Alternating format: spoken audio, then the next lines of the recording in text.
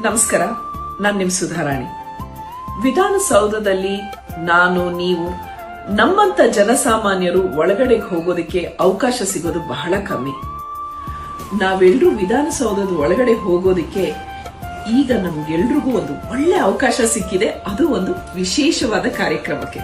ಆ ವಿಶೇಷ ಕಾರ್ಯಕ್ರಮ ಏನು ಅಂದ್ರೆ, ಮೊಟ್ಟ ಮೊದಲ ಬಾರಿಗೆ ವಿಧಾನಸೌಧದಲ್ಲಿ ಪುಸ್ತಕ ಮೇಳ ನಡೀತಾ ಇದೆ. ಇದು ನಮ್ಮ ವಿಧಾನಸಭೆಯ ಮಾನ್ಯ ಸ್ಪೀಕರ್ ಆದ UT ಖಾದರ್ ಅವರ ನೇತೃತ್ವದಲ್ಲಿ ನಡೀತಾ ಇದೆ.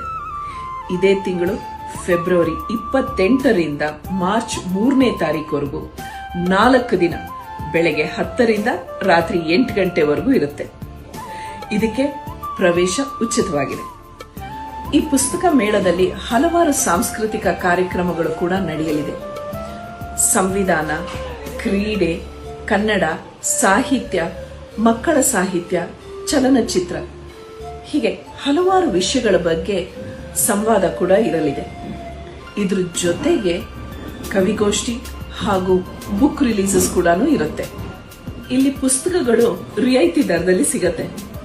ನಿಮ್ಮೆಲ್ರಿಗೂ ಗೊತ್ತೇ ಇದೆ, ನಾನು ಪುಸ್ತಕ ಪ್ರಿಯೆ. ಹಾಗಾಗಿ ನಾನು ಈ ಪುಸ್ತಕ ಮೇಳಕ್ಕೆ ಖಂಡಿತವಾಗ್ಲೂ ಹೋಗ್ತೀನಿ. ನೀವುಗಳು ಬರ್ತೀರಲ್ವಾ?